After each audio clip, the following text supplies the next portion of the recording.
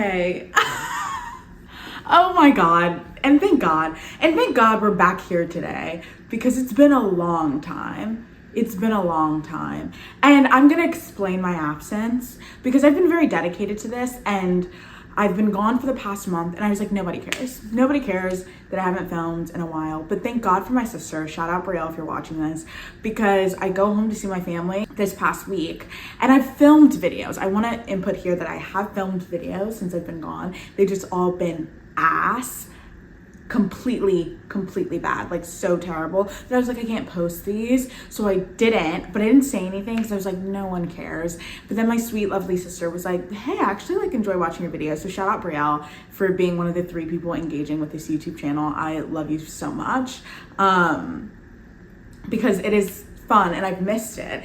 And so I've been filming videos, but here's what happened. So basically I had this thing at work, didn't get a promotion that I thought I was gonna get, boohoo sad. And so that night after that happened, I was so upset about it. I was crying to my mom and I propped up my camera like a sane normal person would do, and I filmed a video for 30 minutes crying about how I felt like not valued at work. And I was like, this is gonna be really vulnerable, I'm gonna post it on YouTube. I watch it back, despicable. I could see up my nose. I was just heaving. I was like, is this what I look like crying? Like, no wonder whenever I cry to guys, they're kind of like, I'm over it. Like, this is kind of despicable and horrendous. I was like, oh my God, I can't post that on the interweb forever. That can't happen. So I then was like, can't post that. And then there was another video because it's Love Island season, happy finale. It's coming on Sunday. And I filmed like during the recoupling time, like right after the Casey and Aya I'm TT moment, I filmed a video just kind of recapping Love Island. But I feel like, so one of the things I hate most about Love Island, because I've been watching it forever, like since like 2017.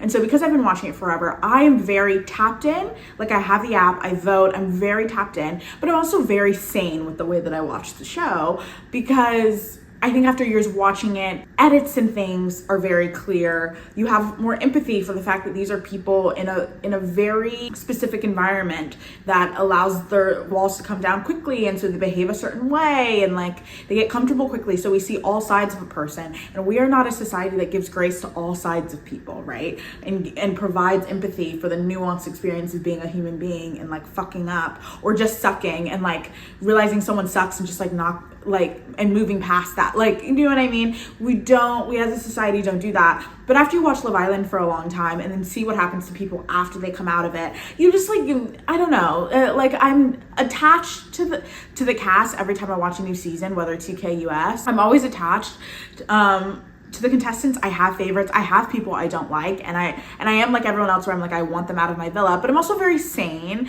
And I realized when I made my YouTube video about Love Island, I was like, I think I'm like, I have strong opinions, but also my opinions can change and I allow room for that. Like I don't get like attached to someone and ride with them through the ridiculousness they're doing on TV. I'm just too chill is my point to speak about Love Island on the internet. I am gonna speak about it in a bit, but like I am too chill, I think, that I was like, is anyone gonna enjoy this? So I did an entire video on Love Island and then I was like, bad, not good, deleted it.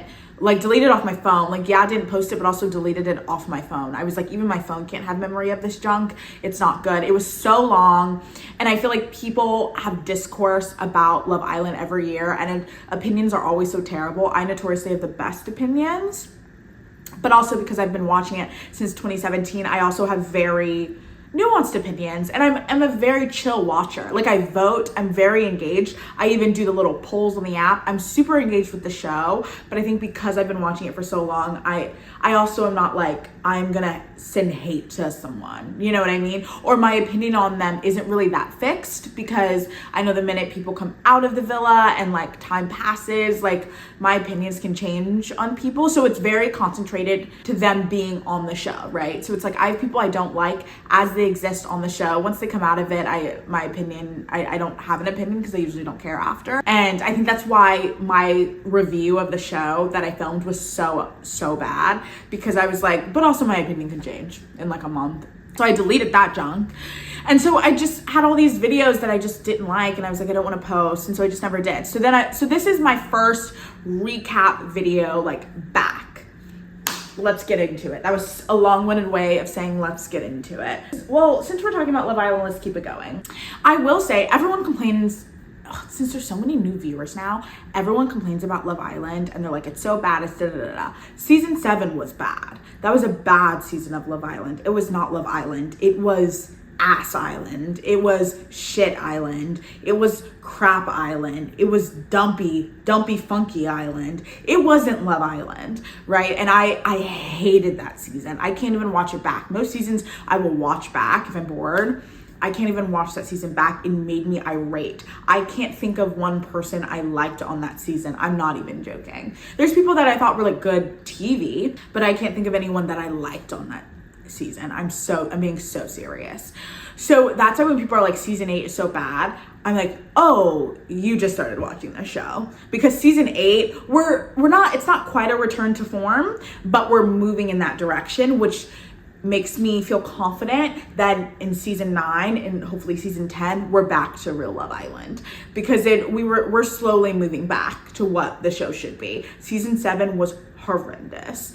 But I'm enjoying season 8. I hate all the men that watch Love Island because there's a fundamental misunderstanding of what this show is, right? It is the Barbie Dream House. It is catered to women. Whether like women watch it or not, honestly. Like, I don't just mean like there's a predominantly female fan base. I mean, actually the show is catered toward the women, right? That's why I think Casa Amor is such an interesting thing from like an anthropological perspective, because that's the first time the men are like in control when they're in this new villa with new women that so badly want to go to the OG villa, that they're pitching themselves to these men so much, right? And that's the first time they're actually really in power. Like, I know we have recouplings and things where like the men choose and the women choose, but really the villa is the Barbie Dream House, and so much of the show is catered toward the women that are on the show and catered toward their experience, right? That's why like the Carl and Amora vote, bringing them back in, that vote was created for Carl, right? Because of what happened with Anaya and KC. It doesn't matter your opinion on it. The reality is in that dynamic, Anaya, from a production standpoint, is what the love story is centered around. And so bringing someone back for her is the point, right? Like, if roles were reversed, I don't see them doing that for KC. Not because they don't like KC, but the nature of the show is about women finding love. Whether it's says that in the fine print or not, that's really how the show is edited and produced and created really to be. And so that's why I think when people are like surprised by like even the final 4, like whatever opinion you have on it, I'm like, it actually completely makes sense, the final 4. I'm not saying I agree with it, but I'm saying it makes complete sense. My vote is for Bryce and Trinity, and I think that's the most obvious win ever. And my unpopular opinion is I love that it's a very obvious win. People hate that, and that I've seen so many people say that like they wanted like Casey and TT or like other people in the final 4, so it wouldn't be so obvious that like these people are gonna win first place, these people are gonna win second, these are gonna win whatever. But I kind of love that first place is so guaranteed, because it kind of makes 2 through 4 more fun. I'm like, who is gonna win? Is Melanie and Sincere gonna win, like get to second, get the runner-up spot? Who knows? Kind of like that there's a guaranteed, like, we kind of know who's gonna win. It felt very much like season 6. Like, I knew Serena and Cordell were gonna win, and it like made it fun. It didn't make the finale less interesting. It made it more exciting, because I was like, this is a couple that deserves to win, and I can't wait to see them win. Same thing for season 8. I think this is a couple that has earned their stripes, and I'm excited for them to win. And it makes sense from an entertainment standpoint for them to win. Like, it just, any other couple, it would be fine, or it would be, for one of them, a disappointment if they won.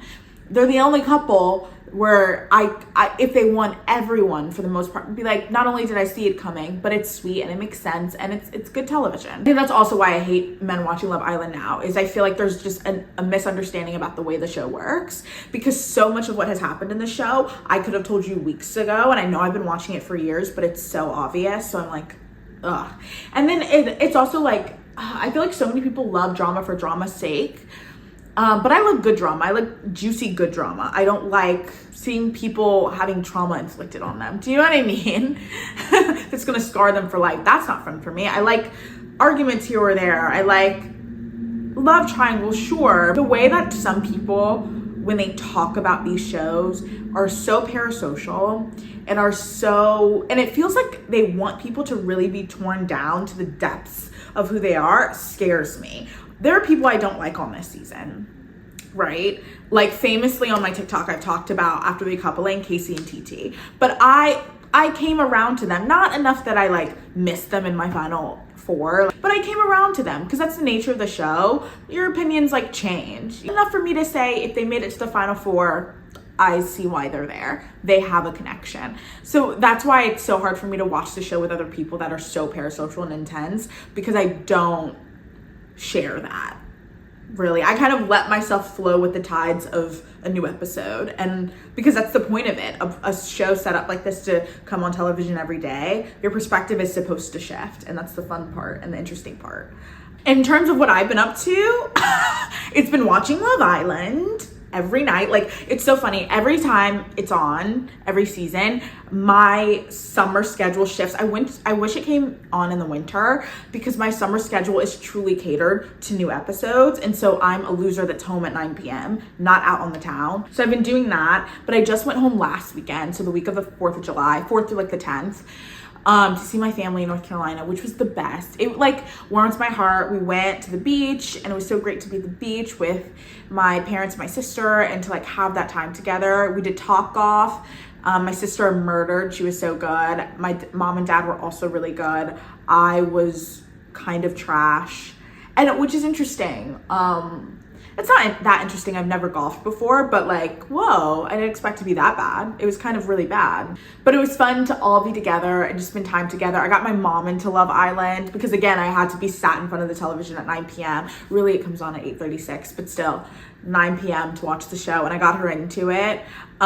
Which is also so fun to see the perspective of someone who is, you know, a grown, well-adjusted woman who's not parasocial and not annoying about the show, give her opinions on a show, because it's so much more fun. It's so much more light. And then, like I said, she kind of lets herself ebb and flow like I try to do with every new episode. You know, she'll like Casey and TT one day. She'll love Kinsey another day. She'll love Carl and Anaya. She'll like not like someone another day, you know, and there's nothing deep connected to it. It just like changes, and it's so fun. We did that, went to the beach. I'm tan. I've got my summer tan. I've got my summer color, and thank God there's kind of a color I am in the winter that makes me feel quite not like myself in a lot of ways. So I'm just kind of glad we're in our even toned bag now, because it was looking rough, and now my feet aren't a completely different color than the rest of my body because I only wear tennis shoes. Running update. So I have the half marathon in August.